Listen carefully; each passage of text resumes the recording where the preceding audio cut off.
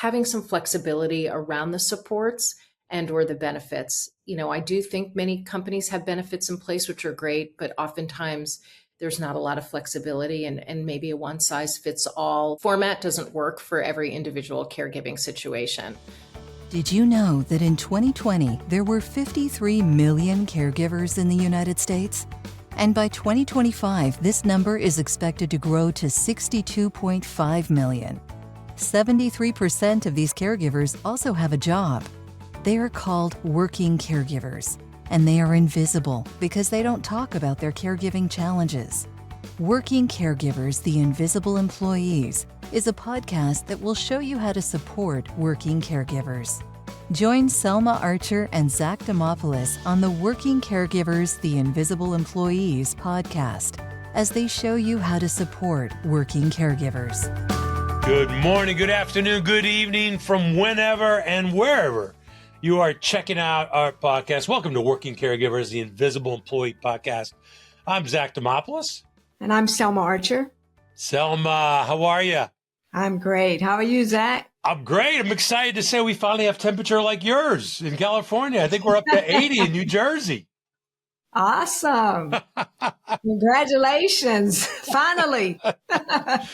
Well, I'm really excited about our guest today. Well, a shout out to Lindsay, first of all, Lindsay Juris-Rosner, who introduced us to Bonnie. But I'm so excited to introduce Bonnie and what she's doing for caregivers. Bonnie, welcome to the show. How are you? I'm doing well. Thank you so much for having me. It's a delight to be here. We're so excited to have you. We really are. And what you're doing is just amazing. So we're excited to share that with our audience. That's great. Hopefully we'll have a couple of laughs too as we go here. As you learn a little bit more about Bonnie, you'll see why I said that. So Bonnie, you're actually in Connecticut. You're only a couple of states north of me in New Jersey. So we always like to ask our guests, where exactly are you from? And is there something interesting that we need to know about where you reside? Yeah, so I'm in Ridgefield, Connecticut, and it's beautiful here. But what's interesting is most people do think I'm from Los Angeles because our organization, Hilarity for Charity, is really was founded in Los Angeles. So people are often surprised to find out that I come from Connecticut. And as you were talking, it's a beautiful day here. We finally are unfrozen from the thaw. So happy spring is here. Yeah, thank goodness. Thank goodness. Though I did look at the weather, we're going to maybe dip as low as 35 next week. I don't know. Who the heck knows? But hopefully we'll have some spring is here and summer around the corner. Well, welcome, Bonnie, once again. So we learned about what you do and your efforts through a previous guest, through Lindsay. And we were really, really impressed about some of the caregiver resources that you do. But first of all, before we get into all that, let's talk a little bit about Hilarity for Charity. Could you please tell our viewers what exactly is that and how did you come about or how did they come about with this mission work? Yeah, special shout out to Lindsay Juris-Rosner, CEO of Wealthy. She's an incredible advocate for caregivers and for Hilarity for Charity. We were founded by celebrities Seth Rogen and Lauren Miller Rogen in 2012. And as you know, with many nonprofits, this came out of a very personal experience. Lauren's mom, Adele, had been diagnosed with early onset Alzheimer's when she was 54 years old. And Lauren and Seth were in their 20s and they were just starting to date and fall in love and start their life. And very quickly, they were thrust into the role of caring for a caregiver. Actually, Lauren's dad was the primary caregiver through Lauren's mom's journey. And so through their grief and sadness, they decided to take action and they threw an event because they're entertainers and that's what they knew what to do. So they always say if they were bakers, we would be baking for charity, but they're entertainers. And so they threw a variety show. And what they realized very quickly was that young people needed a community. Young caregivers needed a community to come together and feel supported and to have connectivity in this space. And that's what launched Hilarity for Charity. We became our own 501c3 in 2018. You know, our mission really is to support caregivers right now. Lauren and Seth saw very clearly how daunting the caregiving challenge is and how expensive it is for families. And they very much wanted to help caregivers right now who are in the thick of it. And we also invest in brain health education and risk reduction. And we do that by activating young people all across the country to learn about their brain health and to become peer leaders. And then finally, we take advantage of the celebrity platform that we have to do some storytelling and really change the narrative around caregiving and around Alzheimer's and dementia. You know, we want caregiving to be a natural, normal conversation. And so we use those moments in press and social media and our events to elevate those voices. Well, shout out to Seth and Lauren. We're noticing a great trend, especially when it comes to storytelling. Bradley Cooper, Bruce Willis, his wife, who we had the honor of listening to her speak at a recent National Alliance of Caregiving event. Shout out to those guys. But shout out to Seth and Lauren for doing something about this. Do you feel, was there a certain like gap, or were there specific issues that they're hoping to address with this? You mentioned they wanted to build a community. Do you feel like was there a specific reason or need that they saw that? Yeah, I think particularly in Alzheimer's and dementia, it's really considered an old person's disease, or was previously. I do agree with you. I think everything is changing. And so I think for young people, Lauren really felt isolated. She would go to a support group and it would be spouses in their 60s and 70s caring for a spouse. And she was like, I'm 25 and my mom has this. And so I think for her, young people, that's where we started, was young people. And then certainly, you know, in terms of research in the space, for a very long time, the under 50 population was largely ignored. That has changed dramatically in the last 6 years. There are research studies being done in terms of prevention and pre-symptomatic people, but back then, really, the population under 50 was not being attended to. And so Lauren and Seth really wanted to create a community for young people so that they could feel supported. Makes sense. Much gratitude. Much gratitude. So, Bonnie, your organization supports both the caregivers as well as care recipients. Why do you feel that is important to address both sides of that equation? Because that's usually unusual. Most organizations, they either or, one or the other. Yeah. But to do both, why did you land there? Yeah. I mean, I think in all caregiving duos, it's hard to separate the two. And I think that's particularly true with cognitive decline. This is a disease that really requires very specific care and very comprehensive care.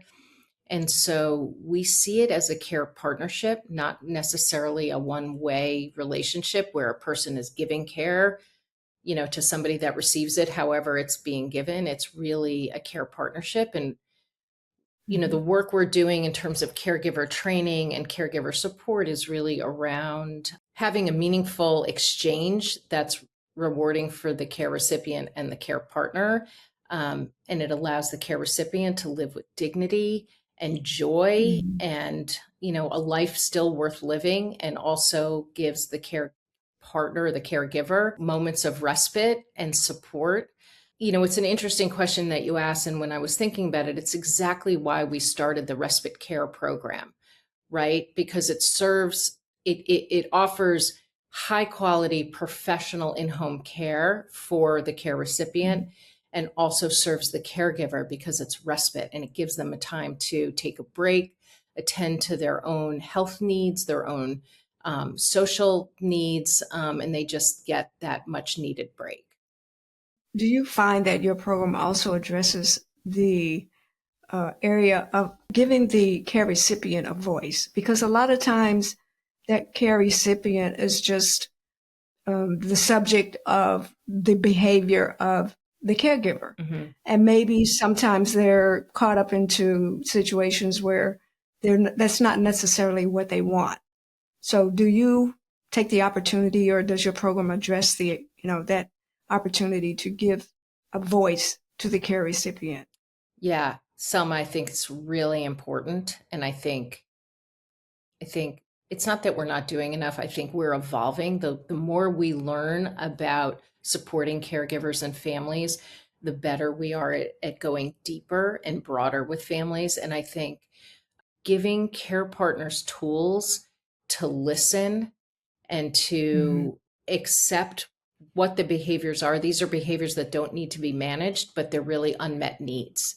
And so, how do we give care partners the tools, the support, the patience to listen and identify what the unmet need is and how to change the care environment around that? And so that's what we hope to do with so many of our programs, and I can go into it more, but so our community lounges are a great example of that.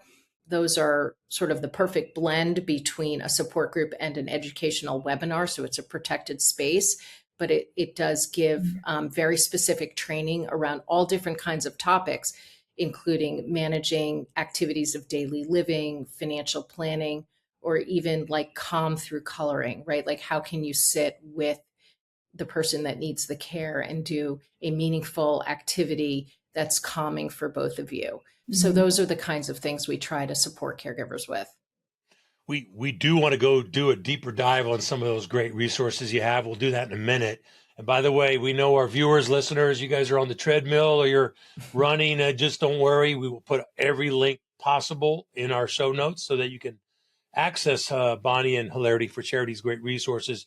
But how about just generally speaking, Bonnie, as far as these tools, what are you seeing with working caregivers? You know, Selma and I's focus is working caregivers. One out of every 5 employees is a caregiver, a working caregiver. And so that complicates things.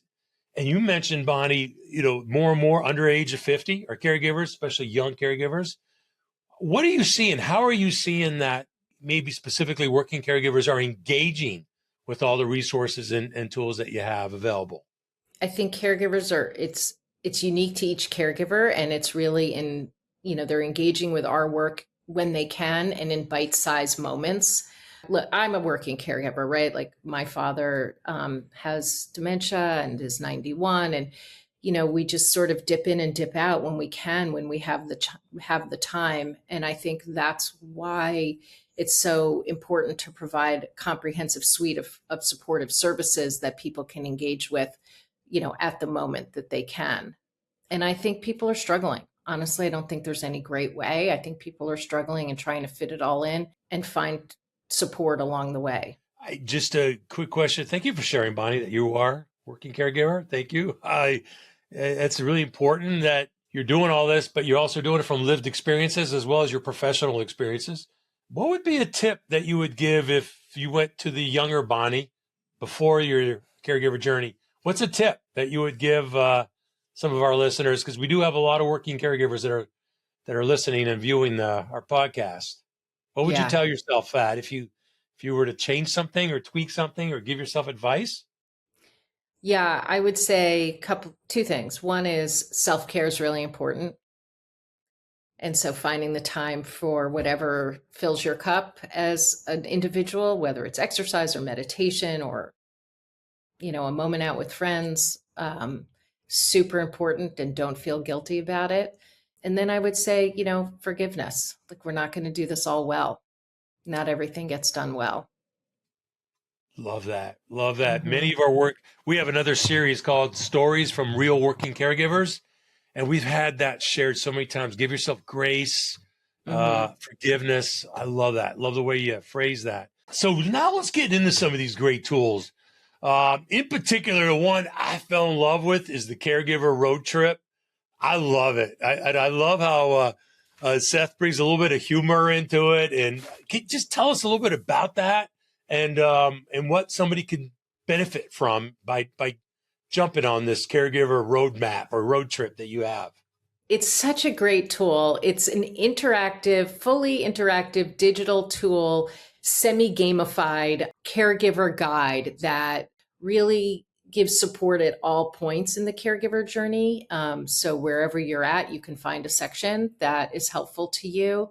I think that why it's really been, the response to it has been really wonderful. And I think it's because one, we just tell it like it is. It's in a tone and a language and a voice that's completely accessible, understandable. It's not clinical, although it is evidence-based and steeped in best practices and factual, but it really talks to you the way you would want to be talked to.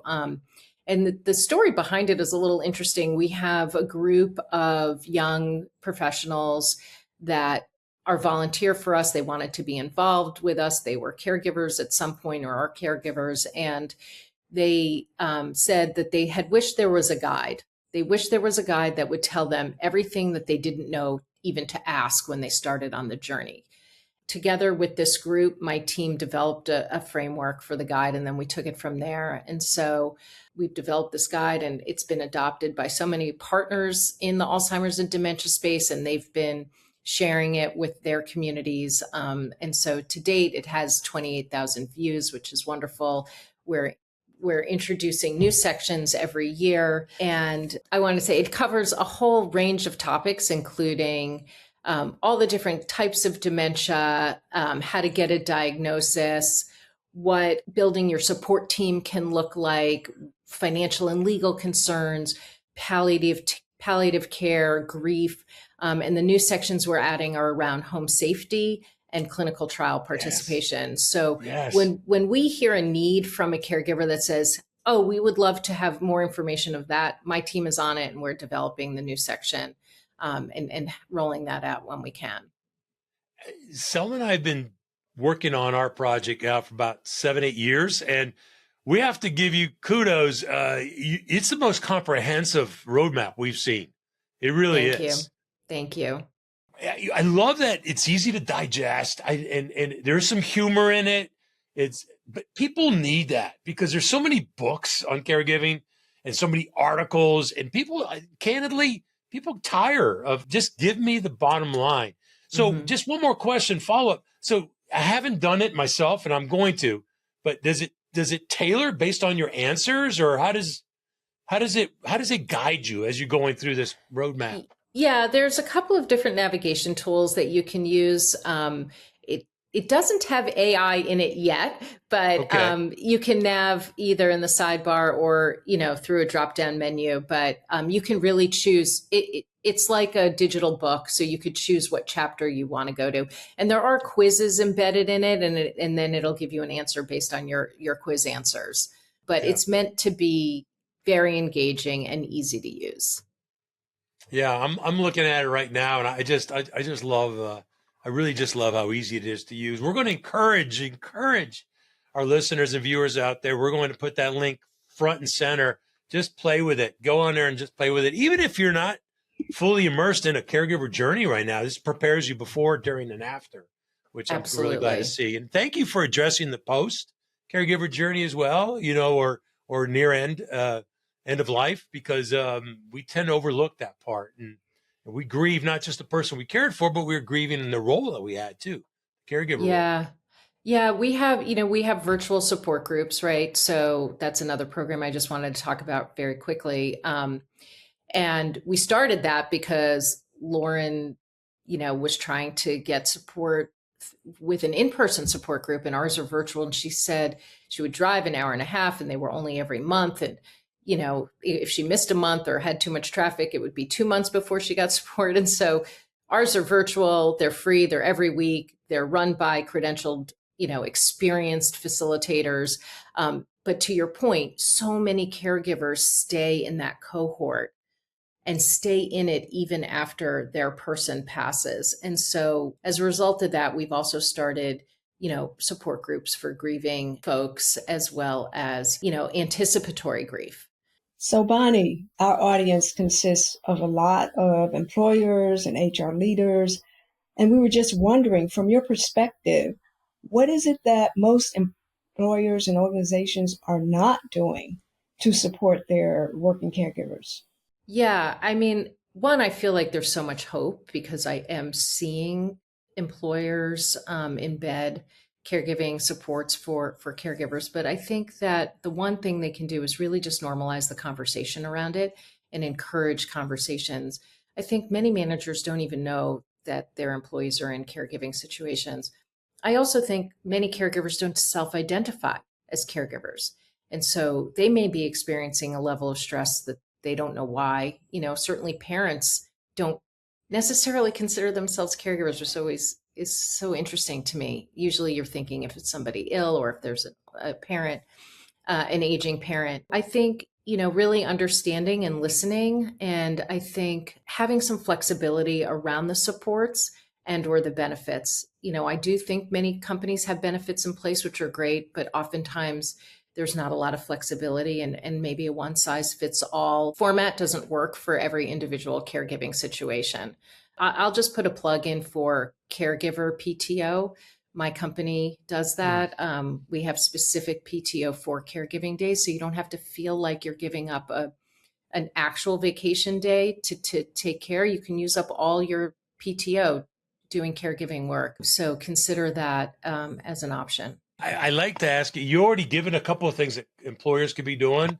I'd like you to, I'll do the plug for you. How about donate towards organizations like yourself to walk the talk? I mean, a lot of organizations are really trying. They're trying to be supportive, create a culture of care. But I did get, I do get your newsletter, and I did see last week you guys did a great campaign on World Health Day. And you talked about how 40% of the caregivers report high emotional stress, and many face higher rates of chronic illness than their peers. And Selma and I, we know this research. We try to evangelize this research, but you guys are doing a great job with that. What else is in the works as far as to help try to raise funds and help you? And how can an employer reach out and support you if they want to walk the talk? Absolutely. We would love to have support. Thank you for plugging that. We would love to talk to employers around program support, right? If an employer wanted to sponsor our support group program or our caregiver lounges, we have marketing opportunities for those types of programs, as well as for our work with young people and brain health and prevention. That's a whole other area where employers can really get involved, is giving brain health education to their workforce as a way to help prevent this disease. Certainly, we can talk to them about educational opportunities for that. We have a digital learning platform called HFC Universe. We have college chapters across the country, college and high school chapters called the Youth Movement Against Alzheimer's. So all of these programs are fundable and or opportunities for people to get involved with us. And then, of course, we have our large scale events. And so oftentimes employers love to buy packages of tickets and treat their colleagues or their employees to a fun night out with Seth Rogen. So there you have it. Yeah. And to know that that ticket purchase is going towards the resources that you guys are providing, that in turn comes back to that employer and their employees is just, it's more than just feel good. It makes sense. It really does. So thank you for sharing that. Yeah, thank you. Thank you for asking. I'll just add one more thing. We're happy to share the impact with the teams. So, for us, we get 150 applications for our respite grant program every month, and we can only afford to fund about 20% of them. And so we can share real world impact with how many families they're supporting or how many more families we were able to support with funding from an organization. And that's a real feel good for the employer and employees as well. Would it be appropriate to ask you ballpark, what is one respite event funding look like? I'm a bottom line kind of guy. Let's just get it out there, and then I'm going to challenge one of our employers to step forward. What are we looking at to fund to support that? So 1 hour of in-home respite care really equates to around $60. So, a $2,500 gift, let's say, will support 42 hours of in-home care, or 8 days, essentially. Employers, I'm going to throw a challenge out there. That is, that is a significant benefit for very little donation. And I say little because, look, organizations are fantastic. Employers support large chronic diseases and other efforts in communities. But this is a caregiver crisis that Selma and I constantly talk about, that we really could help in respite. Selma and I could both speak, and so can you, Bonnie, being that you're a caregiver. We could speak the value of what respite could bring to a It's a caregiver to help them. lifeline. Without a doubt. It'll impact Yep. retention. It'll impact health costs, mental health costs, physical, financial. So thank you. Mhm. Thank you for sharing that. We'll put the link on there. Thank you. Now we're going to have a little fun, Bonnie. We have some rapid fire questions for you. Are you ready? I'm ready. Okay. One word that describes the reality of caregiving today. Complex. A small act that makes a big difference for a caregiver. Showing up. And when I say that, I don't mean, hey, let me know how I can help. I mean, listening, observing, and then seeing what the person needs and showing up with dinner, or going and doing laundry for the person, or going and staying with their person and saying, go out and get yourself, take a walk, get some lunch. One myth about caregiving you wish more people understood. Yeah, I think there's this myth that caregivers are superheroes, right? And so imagine being a caregiver with all of that emotional stress you all just talked about, saving the day and, being applauded, but really what they need is help and support. And so I think that makes a big difference if we just change the narrative around that, instead of dismissing their needs, by complimenting them or propping them up. We really need to be giving them support and tools and resources. Fill in the blank. Employers who support caregivers are future-proofing their workforce. What really makes you laugh?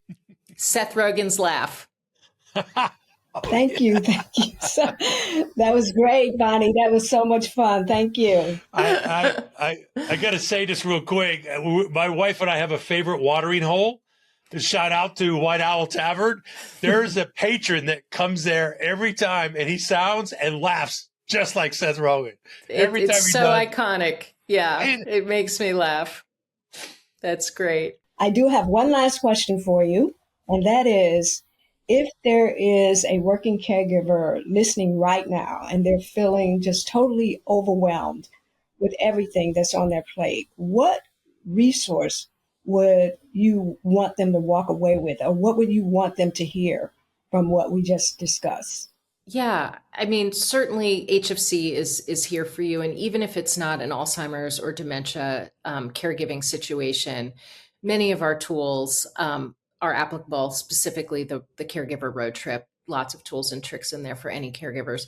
But I think, really try to find community because you're not alone. And that's what I would want people to know. So many people are in this situation, and oftentimes it's not talked about, but trust me, there are so many active caregivers in your network. And so find some community. That's awesome. Awesome. We cannot thank you personally enough, as well as your organization, Hilarity for Charity, for what you are doing on behalf of the 63 million caregivers out there. We can't thank you enough, Bonnie. What is, if an employer wants to reach out and accept our challenge, or either just learn more about how they can support you, what's the best way for them to do that? Yeah, they can go right to our website, wearehfc.org. Plenty of opportunities to make a donation. Or if they would like to reach out, just email info@wearehfc, and it'll make its way to me for sure. Very good. And the same thing goes for a caregiver. What's the best way they can learn more about? Oh, they can go to our website, wearehfc.org, and there's a caregiver tab, or they can email care@wearehfc.org. Thank you. Thank you so much, Bonnie. This was great. Thank you for all of your insights, and thank you for joining us today and sharing all of this with our audience. So many great resources. We are so happy that you were able to jump on with us. And I really hope that, what was it, 28,000 views? 28,000 views. Yes, so far, yeah. We're planning to jump that, to help you jump that. It's going to jump. We're going to get a couple of more thousand on there. All right. But thank you, Bonnie, so much. Really. Thank you. It was so nice to meet you. Really appreciate the opportunity to share what we do. Thank you for tuning in. Be sure to catch new episodes of Working Caregivers, the Invisible Employees podcast, every other Tuesday. Please also visit our website, invisibleemployeeadvocates.com, to subscribe to our newsletter, purchase our book, and learn more about how we can help you strengthen your workplace to become more supportive of working caregivers.